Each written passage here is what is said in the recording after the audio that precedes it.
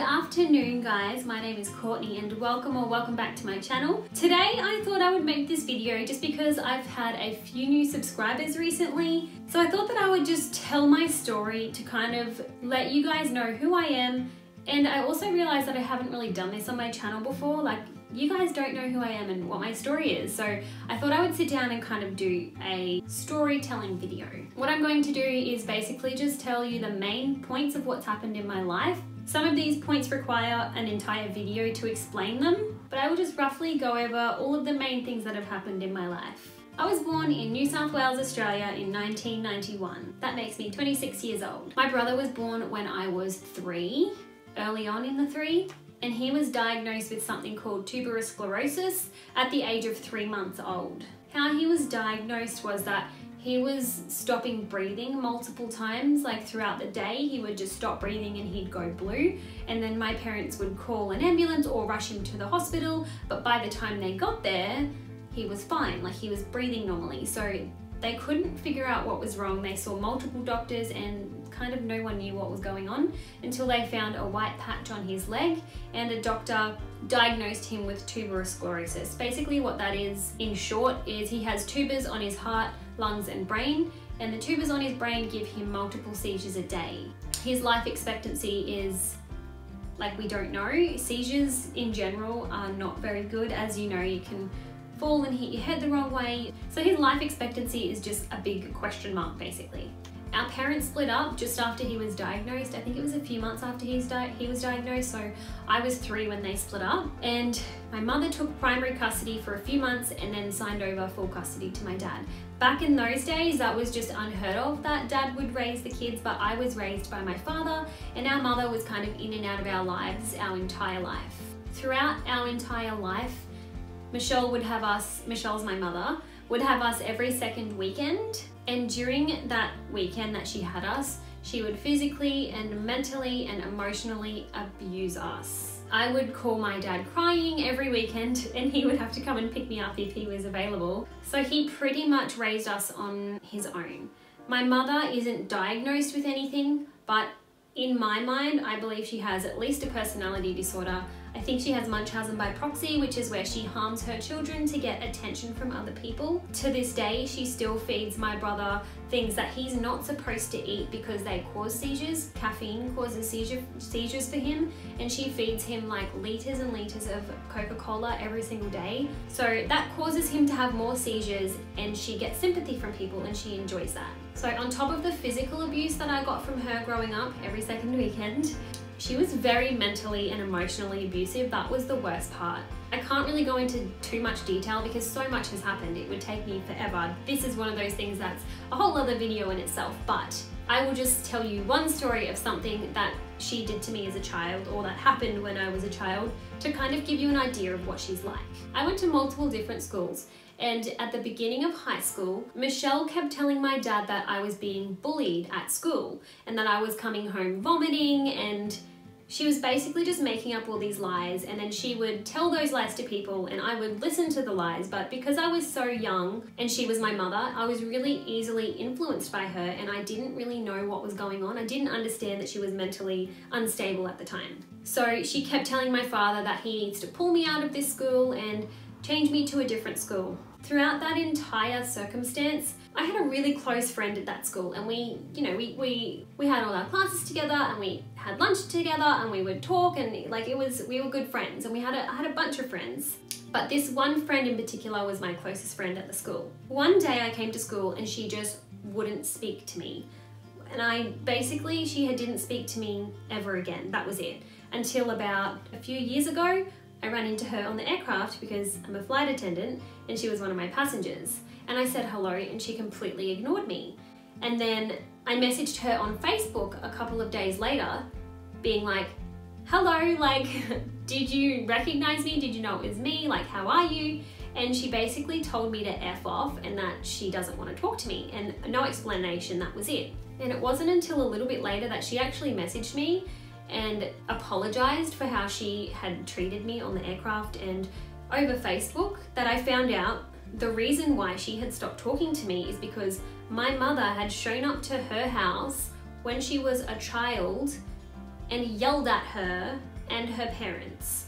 I didn't know this had happened. Michelle never told me this. I didn't know anything of the sort. So in turn, my friend stopped speaking to me. And so because of that, Michelle was telling everybody that I was being bullied and getting sympathy from everybody. So that is a circumstance of Munchausen by proxy where she has like emotionally ruined something in my life for me and then tried to get sympathy from other people by telling them that her daughter is severely bullied at school and comes home vomiting, which was just completely not true. That story went on a little bit longer than I had hoped, but that is just gives you like a little bit of an idea of where she is in her brain, that she's just not there. Like she's mentally ill basically. Everything changed when I think I was 16. The physical abuse just became too much. Like I couldn't handle it. She would kick me to the ground and she was pulling my hair and punching me and taking my phone off me and locking me in my room and not letting me contact anybody.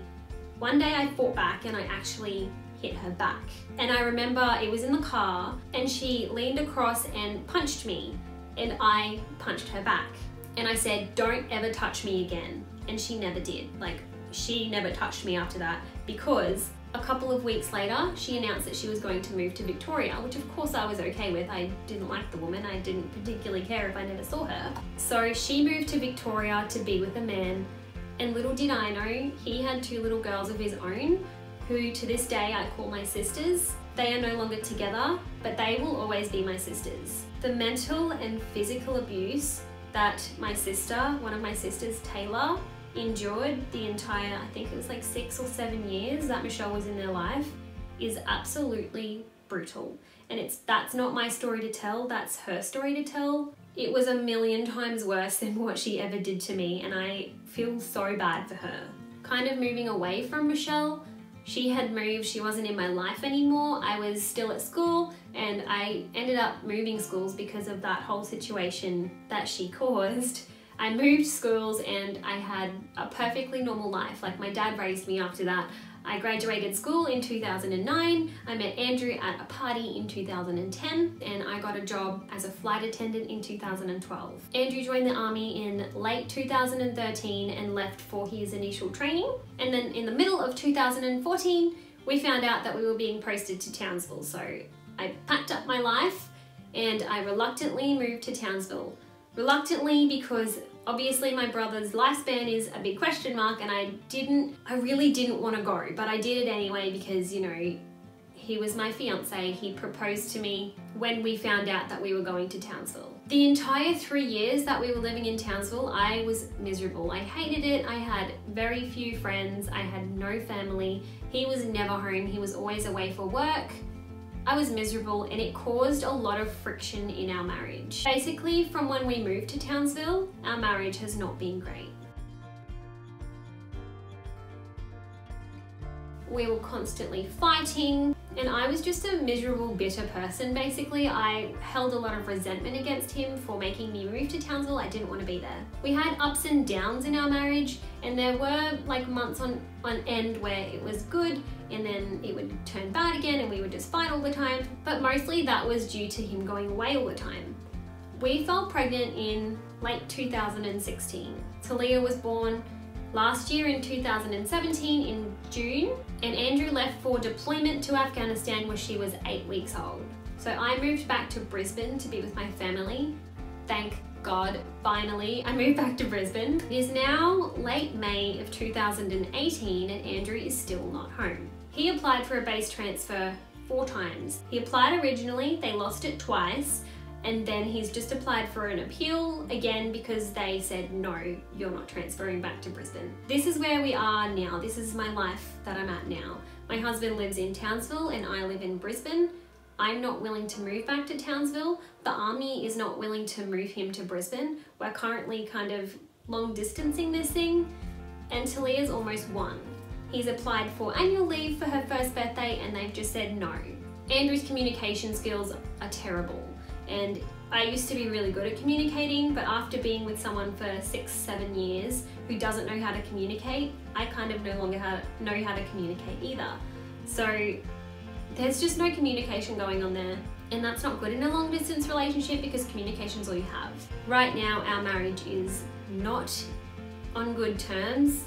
And I'm just going to be completely honest with you guys, if the army don't move him here soon, I don't think that the marriage is going to last much longer. And that's just me being completely honest with you guys. I don't want to hide anything from you, and this is a reason I've gone a little bit quieter on YouTube recently, is because I'm just dealing with a lot of things at the moment. We're trying to get Andrew here, and I'm sick of just like fighting the army and fighting. Andrew doesn't seem to be interested in visiting ever, even though the army would pay for his flights. He just doesn't want to come and visit us. I don't know whether it's because maybe it's hard for him to say goodbye when he leaves. I don't know, he doesn't tell me. This is where communication comes into it. If he just said to me, look, I do want to come and see you, but it's really hard on me to say goodbye, or whatever the reason, I would maybe be a little bit more understanding. But all I know is he's not visiting, he doesn't talk to me, that's it. So that's kind of where this story ends, and it's a big open question mark because I have no idea what's going to happen next. I just wanted to share this with you guys because, like I said, I have a bunch of new subscribers that kind of have no idea what my story is. And I've been talking about this transfer for so long that I kind of don't even know what my life is anymore. But anyway, guys, if you have any questions at all, or if I've left anything out, it's kind of hard to put your whole life into a video, but if you have any questions, let me know down below. Give this video a thumbs up if you liked it. Thanks so much for watching. And if you haven't already subscribed, you can subscribe below if you would like to follow our journey. And I will see you guys in the next video. Bye.